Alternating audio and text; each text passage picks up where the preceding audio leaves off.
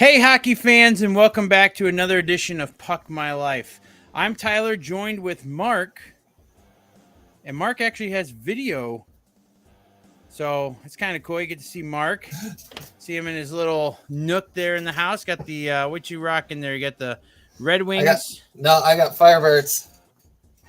Well, you got the Red Wings poster, Yep. and you're rocking the Firebirds. Now I'm rocking the Walleye, and today we're going over our Toledo Walleye game experience. This is actually one that it's actually a team that we both got to see this past season.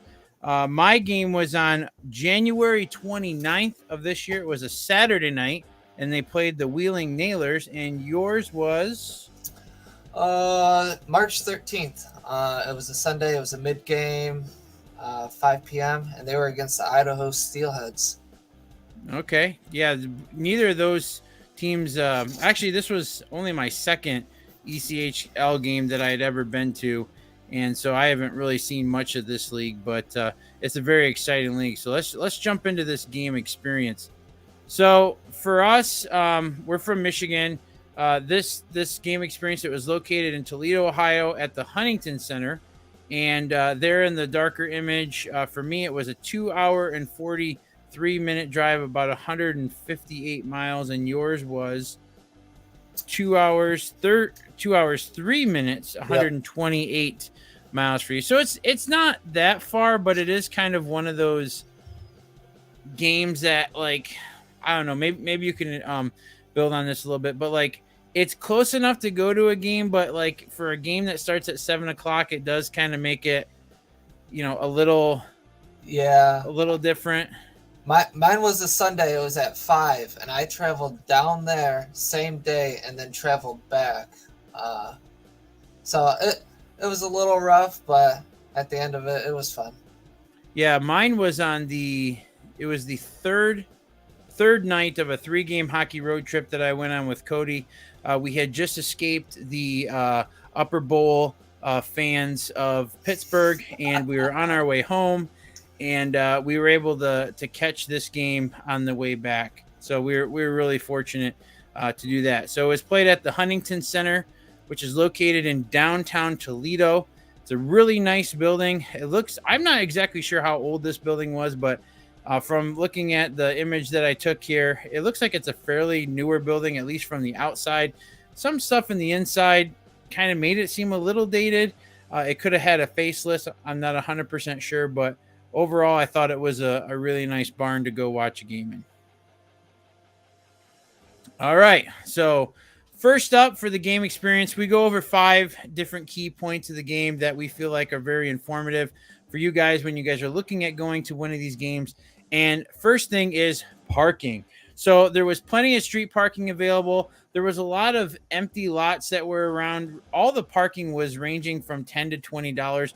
The street parking was limited that was close to the arena. It was free if you got there after, I think it was like 5 or 6. You'd have to check the meters. I don't know if that, for us, it was different because it was a weekend. I don't know, Mark, did you see anything different? Because what night of the week were you there? It was a Sunday, and so we would have ran into the same thing. Yeah, we parked like 2 blocks away. It seemed like everybody parked on the street. I got all the way up to that corner that picture was on the last slide, and look over, and a guy parked right on the corner, just kitty corner from right there, where you're at. I was like, there was a spot right there the whole time, and I parked 2 blocks away. So you kind of just got to look around and find that open parking. So I did take it back to the photo of the outside, but did you notice? I wish I would have went up and took a close-up picture of this, but did you notice on the front of the building where it says Huntington vertically, just behind that, do you notice the puck that's being shot into the side of the building? I thought that was really cool. It was. I wish I would have got a chance to go up and get a picture of that. I did. I just, for some reason, it just slipped my mind. I did go up and look at it, and I think it did say Hunt. You can kind of see some green there. It says, I think it just was another advertisement for Huntington, but it's kind of cool that somebody shot the logo on the bottom of that too. Yeah, Paul Bunyan shot a puck into the building, so it's kind of cool. Cool. So, all right, next up is tickets. Go ahead, Mark. Best place to buy tickets is online. That's my ticket stub right there. where I sat when I went. I think I ordered my tickets a week in advance. They do sell fast, and I know the game I went to, I believe, was sold out or almost sold out. Yeah, the game that I attended.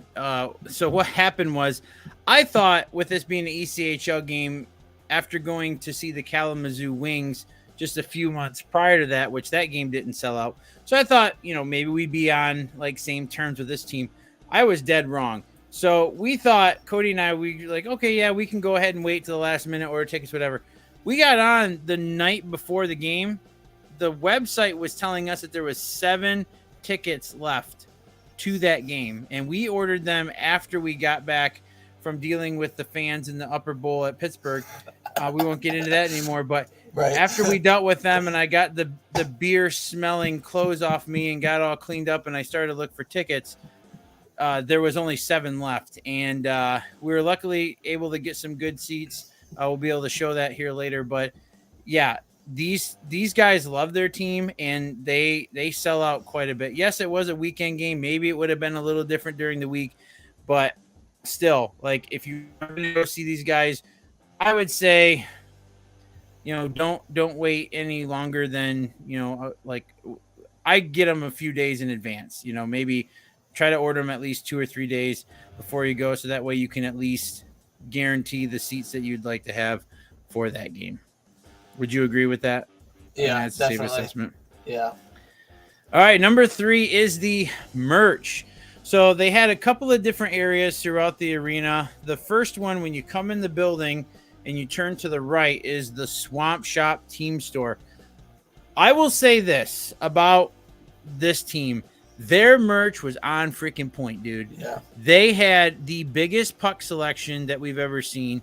I mean, this is an ECHL team, and I've seen some NHL team shops and arenas that are smaller than this. This was a big room, and there was still some more stuff behind me where I took this photo. But yeah, this was a really nice team store. They were really good prices. I was really impressed with it all the way around. And then there was another spot that was upstairs, and this is called the Tackle Box. And if you see the little logo that's next to that, that's for the Toledo Mud Hens, and they're in like the minor league of baseball, and they're the affiliate for the Detroit Tigers. Yeah, what were you saying? Their stadium's right across the road from the arena too. Yeah, it's just They're a couple blocks yeah. down the street. Yeah. So this one was just a little team store that was, you can see it's not very big. It was just kind of like in a corner of the concourse, but even then, that one still had a really nice selection as well. And we're going to show off now a few of the things that we picked up. Mark, why don't you go ahead and show off what you got? We'll actually both start off with the official game puck. This is the only puck that I got, but he also picked up one as well. And you can see here on the side, it was $11.95 for the official game puck. And then we have the ECHL logo on the back. Came with the case, which this is a really good deal because some arenas will charge you like $8 just for the case. And to get the puck and the case for $12, this merch that they had was on point all the way around. So yeah, why don't you go ahead and show? You grabbed a few of the other ones. There's a couple that I wish I would have grabbed, but I grabbed this one. It's also their old logo.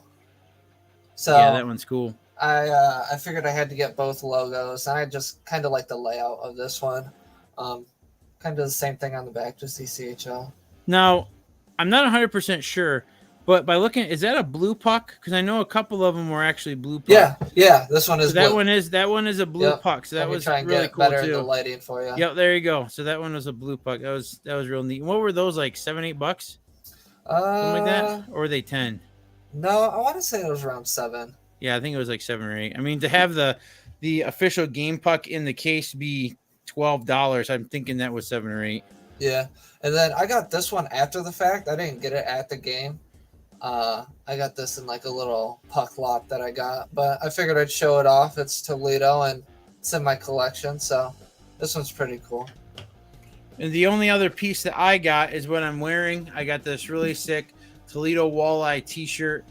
which I wish I would have got the jersey. Both him and I regret Yeah. not buying jerseys. They had some really sick jerseys. I really love the colors of this team, and this was the tag for my shirt, and really good prices too. I mean, $22.95 for this. I think the last ECHL game I went to for the one after this one was the Orlando Solar Bears, and that shirt was like 30 or 35. Really? So, and a lot of times too, us big guys, this was a 2X, and they charge more for us. But in this case, they actually didn't. Yeah. I don't think they did until they hit 3X. So even the 3X ones were like just $5 more, which is pretty standard for something like that. All right, next up is concessions. So take it away, Mark. Oh, I don't have too much to say about concessions. I mean, they had these couple shops set up. I feel like they had a lot more, like in the concourse, like little booths set up than the built-in concessions, from what I see. Yeah, it was a lot of pretty standard stuff. You can see the Bavarian and Brew. I thought that was kind of cool. When I go to games, my big thing is to get a pretzel. And I actually didn't get one for this because Cody and I, we had been on the road for a while. We stopped at a bar down the street that had really good Chicago-style pizza. And so we filled up on pizza before we got in here. So unfortunately, I didn't have enough room left in the tank to actually try anything. It smelled really good. There was a lot of these standard kiosks, like the one there that says pizza, burgers, and chicken. So there wasn't like, when I was walking around the concourse, you can see here the concourse isn't very big. It's not very wide open, but like you said, there was some of the shops that were kind of in the corners, but you can see there in the photo along the side there's a lot of like little kiosks. A lot of the stuff was just your normal stuff that you see at the games. Nothing crazy. I didn't see like a giant fish bowl full of chicken tenders or anything like that. Nothing super crazy. It was all, to me, it was all pretty standard stuff. I don't know about you. Did you see anything that was kind of? No, I actually do have a cup out in the cupboard that was really the only like souvenir type thing that they had was just their like fountain drinks, the cups. Yeah, nothing crazy, pretty standard. It looked like the prices were pretty on par with everything else. It wasn't super crazy. I mean, like I think beer was like $7-8 for the talls, which is what you see a lot of other places and stuff too. So nothing pretty crazy. It was a very family oriented experience as far as concessions go. They did have a lot of options for kids. I seen like, there was like kid spots in the menu and stuff like that. So they were trying to do their best to adhere to everybody that was there. All right, next up, the atmosphere. So this photo is the one that I took when I first got in there. It's a really nice arena. You can also see along the back here, they have the really big Jumbotron just in the back. I kind of like that in a way to where you don't have the hanging one in the middle. Some people like that because you can see it's just a nice, clean view of the arena. Obviously, because you're doing that, you can see that the seats around the top don't go all the way around. So they are kind of missing some seats there, but it was really good angles as far as that goes for viewing, and it was really neat. One thing I have to point out about the atmosphere is the like foghorn that they had at like the start of the game and for the goals. That was loud. It definitely got everybody's attention. It got everybody hyped up. It was a good additive to a team about fish, walleyes, boating. It was cool. Yeah, and this was really neat too. So this was actually like when I went to see the Solar Bears, they did the same thing too, where they had a giant polar bear, and we'll show that in a later video, but they had this giant walleye head that the players came out of, and it was kind of cool. It took them a couple minutes to get it set up. It looked like they were struggling there for a minute, but they got it all set up, and all the lights dimmed, and we were going to try to get the video on, but for some reason the file was too big. But and then everybody had their phones out, and I'm not sure if they actually had an app that people could download to where it would like sync up with your phone and like make it part of the light show. I know some places do, but with all the blue lights and stuff, it was really amazing for this being an ECHL team, being kind of that third tier from the NHL. They put on a show. Yeah. And here, so this is actually, of all the games that I've been to, you can attest to this too, Mark. This is the second time that we've been to a game experience and they've had a fan boney. Yep. Now, I didn't know that other teams did this. The only other team that we've actually seen together that had a fan boney was the Saginaw Spirit. If you guys have any teams that are by you that have a fan boney, drop them below. But yeah, it was kind of cool to see that. That was a shot taken from my seat. And then they had this giant walleye man missing a tooth flying around. And if you see at the bottom of where the little propellers are, blimp type thing, they were actually dropping like gift cards to like future games and stuff, like ticket vouchers and stuff like that. So that was really cool. Almost caught one, but it caught some air or something like that and just dropped a few rows ahead of me. But it was just kind of cool. I was thinking that thing was gonna fly into somebody and take him out, but it's big. It's really big. That picture doesn't really do it justice, but I would say that's at least over 10 foot. Yeah. When you say it was over it was huge. Yeah, definitely. It was, and they had that out there for a while too. It wasn't like it was, out there for like a minute or two. They flew it around the arena like 2 or 3 times before they brought it down. It pretty much flew all during intermissions. Yeah. And I don't think they brought it out during the pregame. I think it was just during intermissions. Yeah. But it was really cool to see that. Yeah. Yep, that was neat.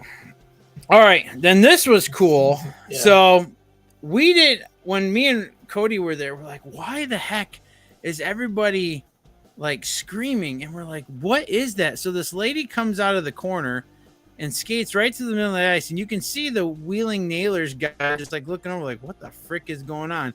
And after the Toledo Walleye scored their first goal, somebody chucked a walleye onto the ice, and in the second photo you can see the lady, she's waving it in the air, and then you can see the crowd in the background like cheering and stuff like that. The person in front of me had their hands up, and it was just crazy. The whole place erupted, and then after that it went downhill for them scoring wise.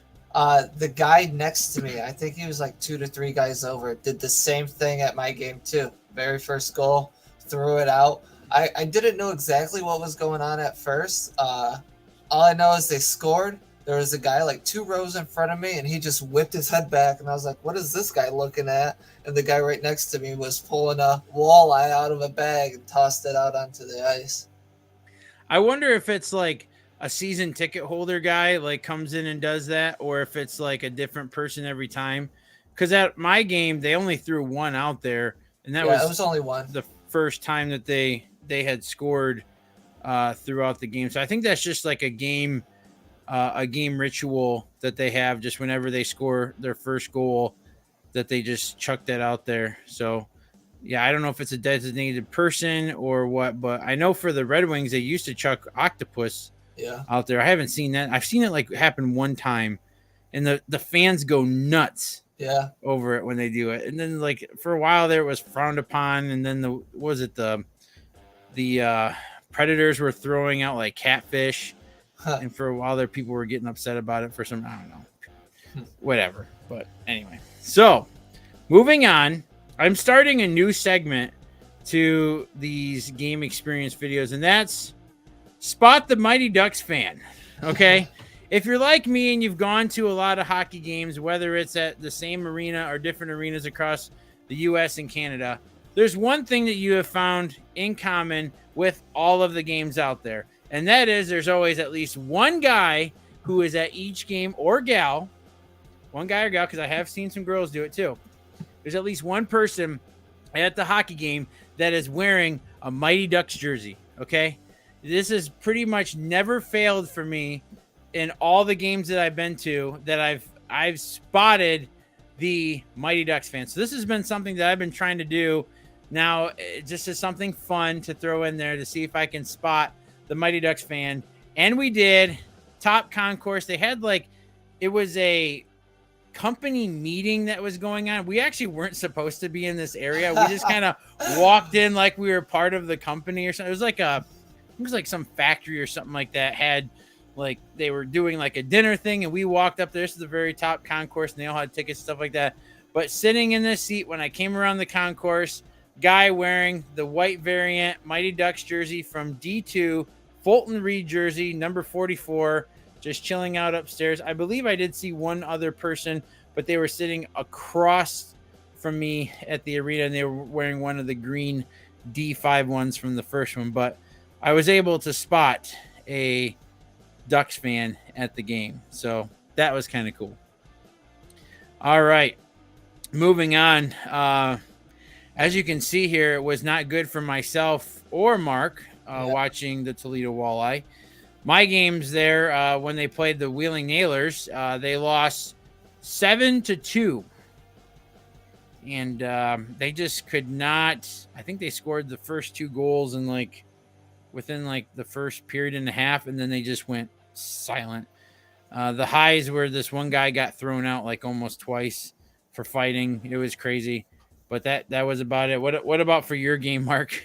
So mine was like a 3-day stretch that Idaho was over here. So they played them Friday, Saturday, and then Sunday, and then they were heading back. Friday and Saturday, Toledo won. I was like, oh, this is going to be a good game to go to. Toledo's going to win again. I guess I just got a little too cocky with it and gave them bad luck. But at the end of the day, I think still worth the drive to go all the way down there.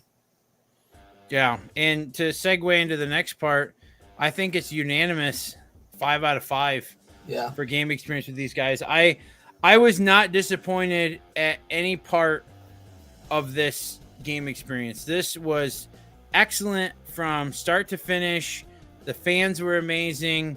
The merchandise was great. Parking was good. Ticket prices were cheap because it was $25 to go. So, I mean, if you do get a chance, guys, and you are in the Toledo, Ohio area, I would highly recommend, and Mark would attest to this too, to go see these guys at the Huntington Center in downtown Toledo. It's definitely worth your time and well-earned money to go see these guys and have a good time just enjoying the great sport of hockey. Right.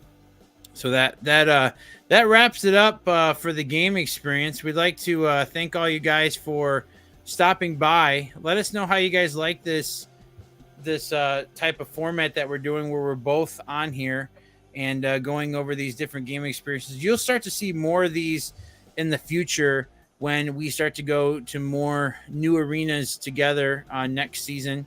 I'm not sure exactly what arena we'll do next. We'll be doing that after our next podcast, which will air. What'd you say the air date was for our next podcast? Next podcast will air the 24th. Or nope, the 25th. The 25th. It's a Monday night.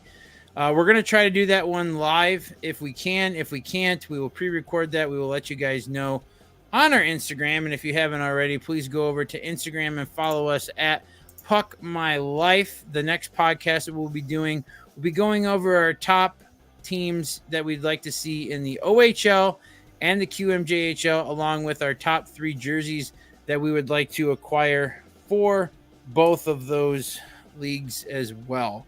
So, so we appreciate you guys stopping by and checking us out. Any last words, Mark, before we wrap things up here for the night? No, you summed it up. It's a great team to go and see. Great atmosphere, great fans, not bad prices on merchandise.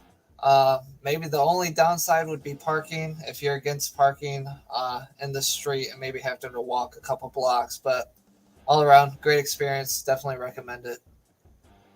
Yep. Yeah. You summed it up perfectly. I really can't add or take away anything from that. So thank you guys for watching. Make sure to like, subscribe, hit the notification bell, share. If you guys could share this video, that's the best thing that helps us in getting this out there. Share it with anybody that would be interested in any of this type of content. And also be sure to go back and look at some of the other game experiences and our Puck My Life podcast that we do. If you go on our playlist section, you can find the different leagues that we've done and also the different podcasts that we've put out so far. We're only coming up to episode 3 on that, but more stuff coming your way. We have a lot of other content that's going to be dropping soon, so look out for that. And we appreciate you guys stopping by. And we're going to let you guys go for the night, but just remember that this is all for the love of hockey. So have a great night, guys. See ya.